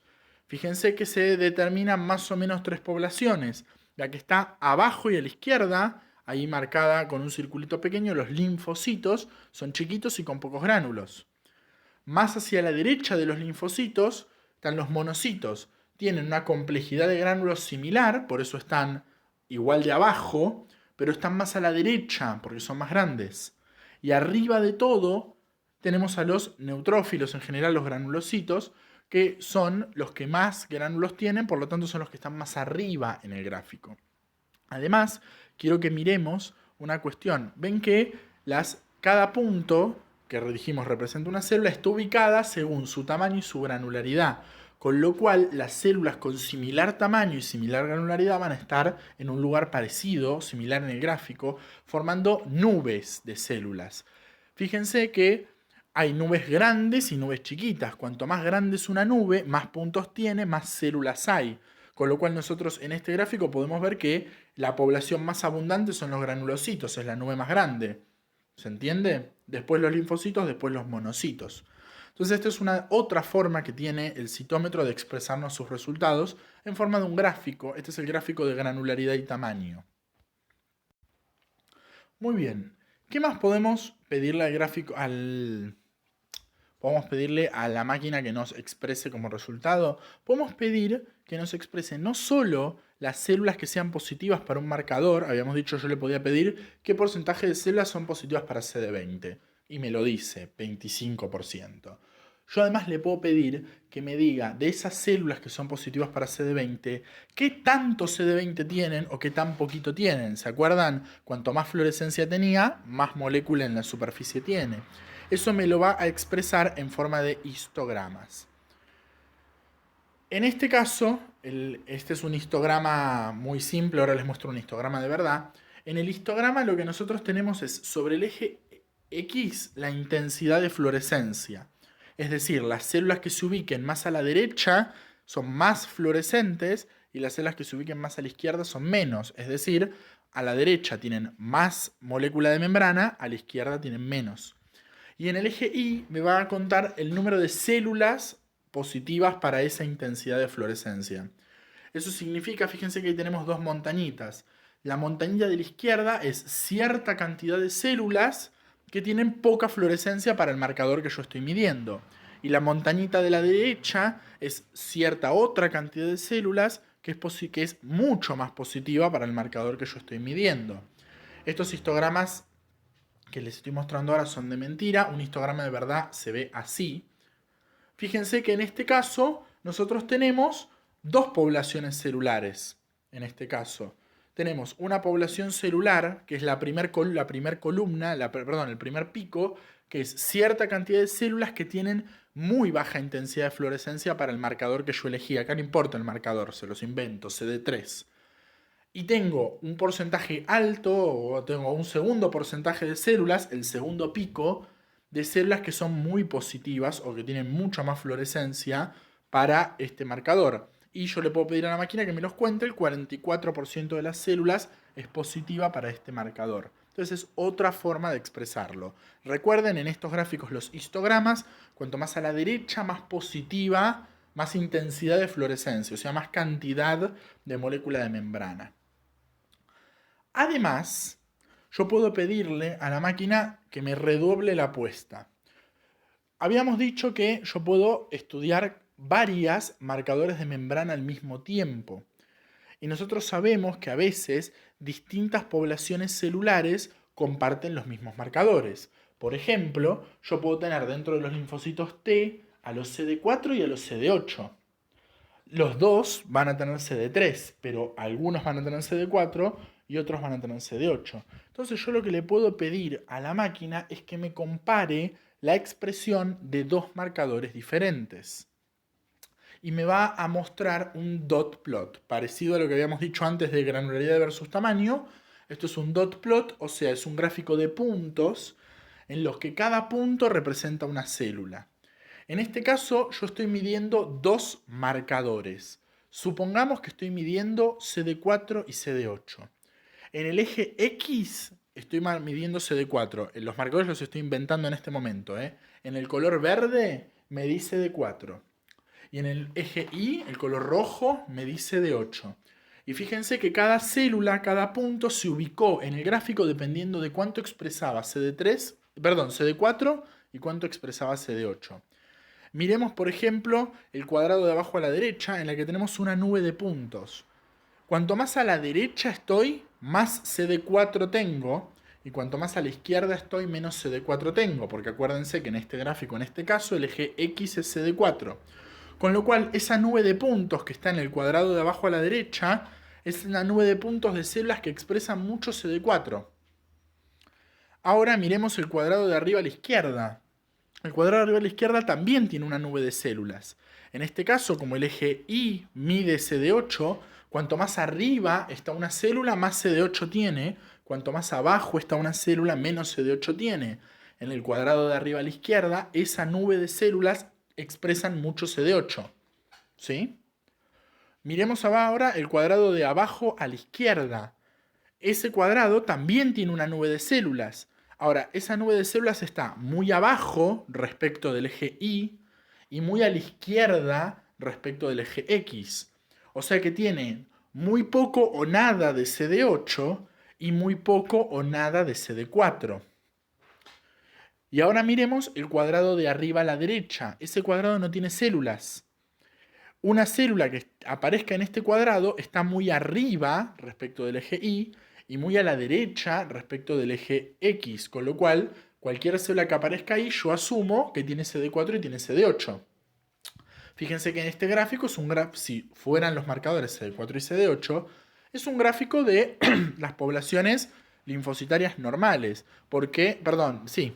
Linfocitarias normales. ¿Por qué? Porque normalmente en sangre periférica no hay ninguna célula que sea CD4 y CD8 positiva al mismo tiempo. Entonces tenemos tres poblaciones celulares. Abajo a la derecha están los linfocitos CD4, arriba a la izquierda los CD8, y abajo a la izquierda, en el cuadrado abajo a la izquierda, todas las células que son negativas para CD4 y CD8. Por ejemplo, los linfocitos B están en esa nube. Entonces, al pedirle a la máquina que me compare dos marcadores diferentes, yo puedo evaluar la expresión al mismo tiempo o no de distintos marcadores. Esto después con sus ayudantes probablemente hagan ejercicios de citometría de flujo. Esto al principio cuesta, no se preocupen, hay que practicarlo. Como todo, uno lo practica y van a ver que van a salir estos ejercicios. Muy bien. Esperen. Bien, disculpen, tuve un problema con el celular. Bien, continuamos. Habíamos dicho que nosotros podemos medir antígenos que estén, moléculas que estén en la membrana de las células. Bueno, la citometría de flujo puede ir un paso más y existe la posibilidad de medir antígenos o moléculas intracelulares por un proceso en el cual se permeabiliza la membrana de las células, se permite que los anticuerpos entren y, por ejemplo, con esta metodología podríamos medir receptores de interferón o lo que quisiéramos medir, NF-kappa beta. Podríamos medir la expresión de esa molécula en el citoplasma de las células. Con lo cual, la citometría de flujo no se limita solamente a moléculas de membrana. Bien, vamos a hablar de un concepto que a veces cuesta comprenderlo, que es el control de isotipo.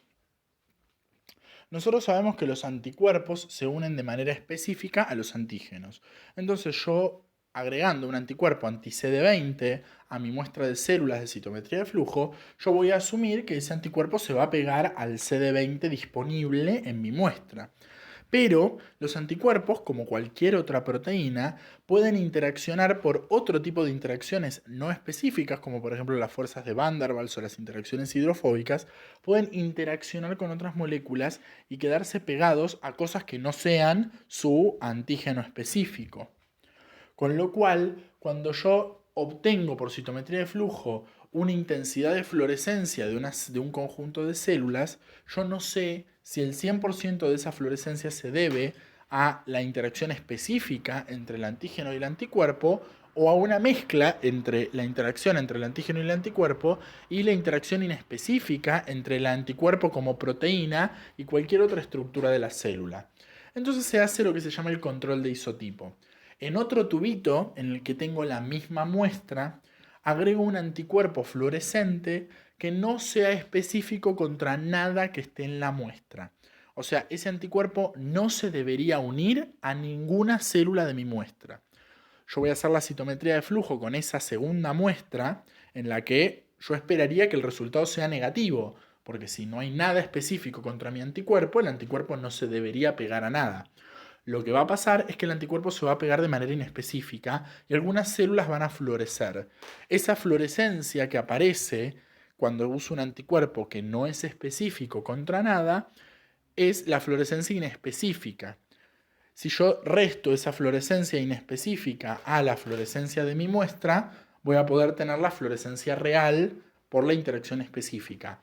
A todo este proceso se llama control de isotipo. A veces algunos citómetros ni siquiera necesitan hacer el control de isotipo, pero es un concepto a veces difícil de entender y que a veces aparece en los exámenes. El concepto es, en el control de isotipo utilizo un anticuerpo marcado con un fluorocromo que no es específico para nada que esté en mi muestra, con lo cual toda la fluorescencia que salga de esa pasada de citometría va a ser por interacción inespecífica del anticuerpo con distintos componentes de mi muestra. Muy bien, teniendo en cuenta que estamos a punto de cumplir 1 hora y media y no quiero extenderme demasiado, van a ver en las diapositivas algunos ejemplos de cómo se puede utilizar la citometría de flujo para diagnosticar algunas enfermedades o para medir apoptosis. Eso lo podemos charlar, se puede charlar con sus ayudantes o eventualmente en la clase de inmunodeficiencias primarias vamos a volver a charlar de citometría de flujo para el diagnóstico de algunas de estas enfermedades. No quiero perderme de hablar de algunas de las pruebas funcionales. Hasta ahora, todo lo que hicimos con las técnicas de laboratorio que usamos hasta ahora fueron o medir anticuerpos, o medir antígenos, o ver características de las células. Pero en ningún momento estudiamos cómo funcionan estas células o si funcionan bien o no. Solamente sabemos su cantidad, su expresión de moléculas de membrana, pero nada más. Las pruebas funcionales están orientadas a eso, a evaluar cuáles son la capacidad de activarse y de funcionar de las células del sistema inmune. Un estudio que se usa más que nada en investigación, es el estudio de capacidad proliferativa. Es una técnica en la que se separan los mononucleares del resto de las células y se les induce con un superantígeno o un mitógeno, y eso estimula la proliferación de estas células, con lo cual uno puede saber si esas células tienen la capacidad de, por ejemplo, proliferar y hacer expansión clonal, o si no la tienen por tal o cual motivo, no importa. Es una técnica in vitro, se hace en el laboratorio, y es un estudio funcional, es decir, no me va a dar un número, sino que me va a dar el resultado si las células pudieron o no pudieron proliferar y en qué porcentaje lo hicieron. Algo similar al estudio de capacidad proliferativa, pero que se hace en vivo, es la intradermorreacción. La intradermorreacción es una prueba en la que yo inyecto de manera subcutánea o en realidad intradérmica, disculpen, un antígeno en la que yo supongo que mi paciente ya está sensibilizado. Si mi paciente ya está sensibilizado contra ese antígeno, es decir, no es la primera vez que lo encuentra, va a tener linfocitos de memoria que van a poder activarse rápidamente y van a generar inflamación en el sitio en el que yo inyecté esta molécula. Generalmente, las intradermorreacciones se utilizan para enfermedades que activan principalmente linfocitos T. La intradermorreacción más usada en nuestro país es la intradermorreacción de Mantoux, que lo que usa es antígenos de la tuberculosis. Con lo cual lo que nosotros estamos viendo es la capacidad de activación de los TH1 y TCD8 de memoria. Cuando esto ocurre, es decir, cuando yo tuve interacción con la tuberculosis previamente, inyecto la tuberculina intradérmicamente en mi paciente, va a haber una reacción inflamatoria en ese sitio y se va a formar un granuloma. Es decir, se va a formar la típica respuesta inflamatoria del TH1 y el CD8. Esa reacción inflamatoria se puede palpar como un nódulo subcutáneo que se puede medir. Cuanto más grande sea ese nódulo, más respuesta inflamatoria tengo.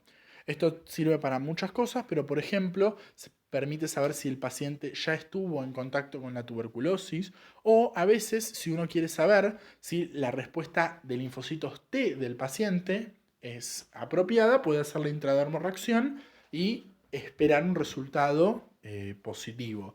Esto también es un estudio funcional, también evalúa la capacidad de activación y proliferación de las células, pero es in vivo, se hace en el paciente. Vamos con otro caso. Tenemos a Ramiro, tiene 7 años. Está internado en una sala de pediatría con diagnóstico de neumonía. Ha presentado en los últimos 2 años múltiples dermatitis, abscesos en múltiples localizaciones, otitis, diarrea, adenomegalias.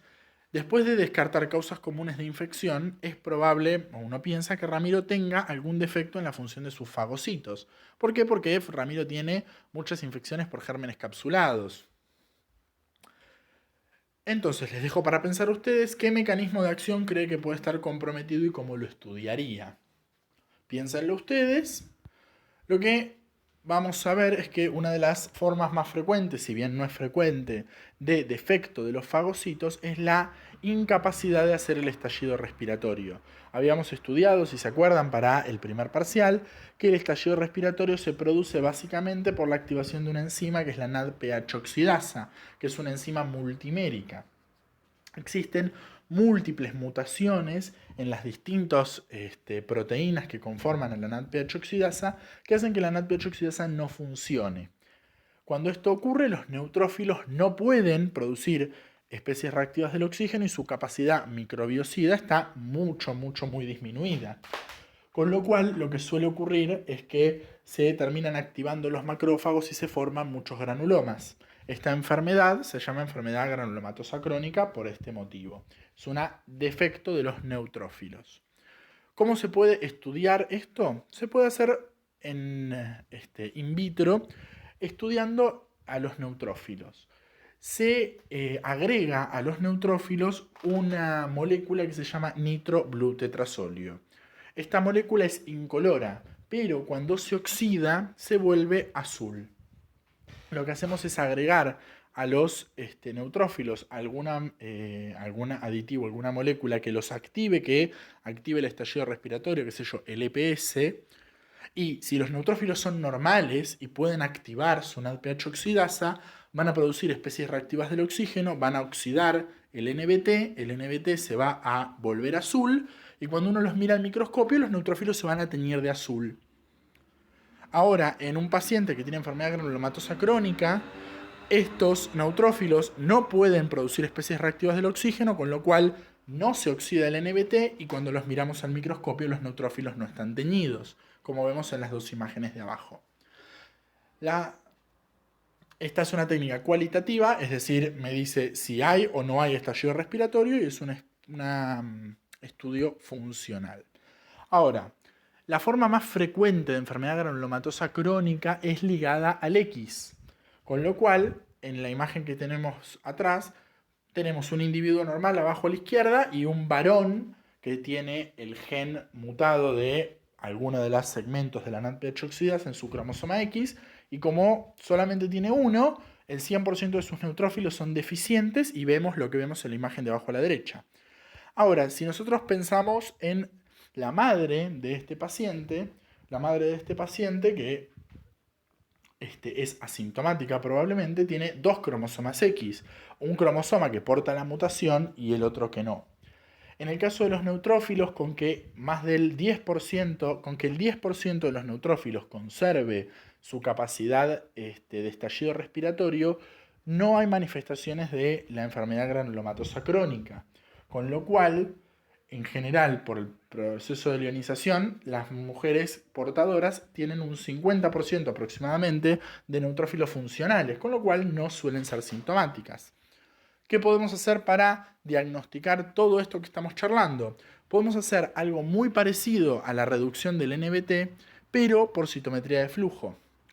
Podemos agregar a estos neutrófilos, vamos a tener una suspensión de neutrófilos, agregarle algo que los active como el LPS, y le agregamos algo que se llama dihidrorodamina. La dihidrorodamina es una molécula que no es fluorescente, pero cuando se oxida se vuelve fluorescente. Entonces se pueden medir por citometría de flujo los neutrófilos que sean fluorescentes, es decir, que hayan podido oxidar la dihidrorodamina. Si el 100% de los neutrófilos tienen su función de NADPH oxidasa normal, todos van a poder oxidar la dihidrorodamina y todos van a ser fluorescentes. Vamos a ver el gráfico más de la izquierda, que es un histograma, ¿se acuerdan? En el que tenemos un montón de células que están hacia la derecha en el histograma, o sea, tienen mucha fluorescencia. Son neutrófilos normales. En cambio, si el 100% de los neutrófilos está afectado por la enfermedad, todos van a ser deficientes en la producción de especies reactivas del oxígeno, ninguno va a ser fluorescente. Vamos a tener el segundo gráfico, fíjense, todos los linfocitos, un solo pico de neutrófilos hacia la izquierda del gráfico, muy poca o nada de fluorescencia, paciente con enfermedad granulomatosa crónica. Ahora les pido que saltemos al último gráfico, en el que tenemos a la madre de nuestro paciente, que ella tiene la mitad de sus neutrófilos funcionantes y la mitad no. Y como vemos en el histograma, tiene dos picos, o sea, tiene dos poblaciones de células. Una población más a la izquierda, que es la que no funciona, y una población más a la derecha, que es la población que sí activó el estallido respiratorio y oxidó la dihidrorodamina. Entonces, de esta manera podemos diagnosticar a las portadoras asintomáticas con una nueva utilidad o otra utilidad de la citometría de flujo. Técnica cuantitativa y es un estudio funcional. Algo muy parecido en lo que es cuantitativo y funcional son los ensayos de actividad bactericida. Básicamente es agregar neutrófilos a cultivos de bacterias y ver cómo se inhibe el crecimiento bacteriano. La verdad es que para la enfermedad granulomatosa crónica se usan más las técnicas que mencioné previamente. Vamos con un caso más. Melina tiene 33 años y lo consulta porque está preocupada porque en un control de salud que se realizó obtuvo un resultado positivo de HIV por la técnica de ELISA. El diagnóstico debe ser confirmado por otra técnica, hoy en día se podría usar otro ELISA, pero ¿qué otra técnica permitiría detectar anticuerpos contra las proteínas del HIV? Piénsenlo ustedes, pero esta respuesta tal vez ya lo sepan, la técnica es el Western blot. No voy a ahondar en detalles en Western blot, es algo que ya vieron en bioquímica, pero recuerden que el Western blot es una técnica que arranca con una electroforesis en gel de agarosa que separa poblaciones de proteínas según su peso molecular, se transfieren a una membrana y luego se usan anticuerpos específicos contra esas proteínas para detectar su presencia o no en la membrana. Con lo cual, de esta manera podemos detectar, en este caso, las distintas proteínas que conforman, o glucoproteínas que conforman el HIV. Muy bien. Para ir terminando esto, estamos ya pasados la hora y media, pero quiero hacer un pequeño comentario. Fíjense que en casi toda esta charla estuve hablando de comprar anticuerpos a una farmacéutica, comprar anticuerpos. Y ahora, ¿de dónde salieron estos anticuerpos? Yo compro un frasquito de anticuerpos, por ejemplo, si recordamos el ejercicio de grupo y factor, yo compro un frasquito en el que hay muchos anticuerpos anti-A. ¿De dónde salió esto? Porque habitualmente, cuando uno hace una respuesta inmune, ya sea un humano o un animal, las respuestas inmunes activan a varias poblaciones de linfocitos.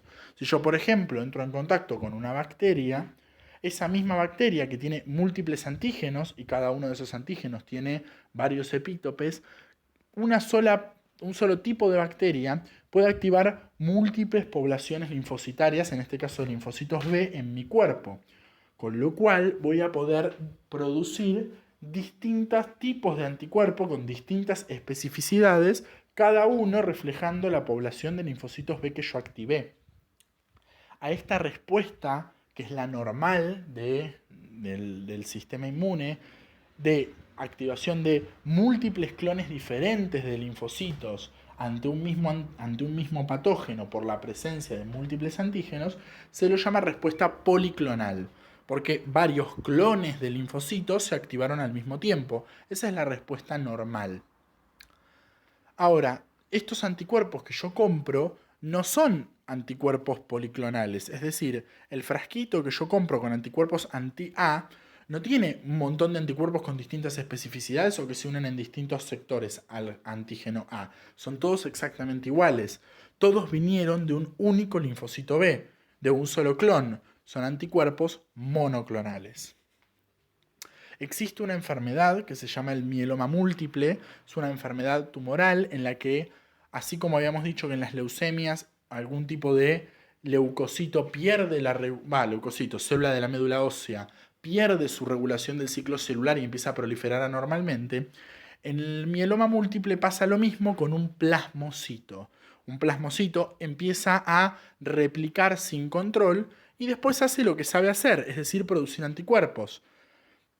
En el mieloma múltiple se producen una gran cantidad de anticuerpos con una única especificidad, la especificidad del plasmocito tumoral que proliferó. Esa es una respuesta monoclonal que puede ocurrir en un humano que es anormal. Hace muchos años a un científico argentino llamado César Milsen se le ocurrió que si podía combinar una célula de mieloma que tiene una capacidad de producir anticuerpos y digamos, autoperpetuarse, con una especificidad de antígeno que él quisiera, podía producir en el laboratorio grandes cantidades de un anticuerpo con una única especificidad. Eso es lo que hizo y eso es lo que le mereció un premio Nobel. Había inventado los anticuerpos monoclonales. Esta invención es lo que permite prácticamente todas las técnicas que estuvimos charlando son posibles gracias a que es posible fabricar en el laboratorio una gran cantidad de anticuerpos con una única especificidad, es decir, monoclonales. Los monoclonales dieron un paso más adelante después cuando se empezaron a usar y se siguen usando como fármacos. Uno puede utilizar un anticuerpo que sea específico contra una molécula en una célula y modular la respuesta de esa célula. Por ejemplo, bloqueando un receptor, activando un receptor, marcando una célula para ser destruida. Se utiliza mucho en la clínica, especialmente en las enfermedades autoinmunes y en las enfermedades tumorales. Muy bien. Acá tienen algunos resúmenes de algunas diapositivas acerca de anticuerpos monoclonales.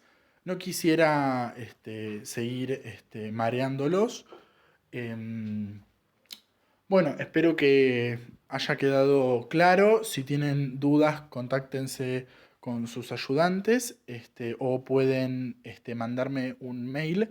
Mi mail es npssh@hotmail.com. Pueden comunicarse por alguna duda de esta clase sin inconvenientes.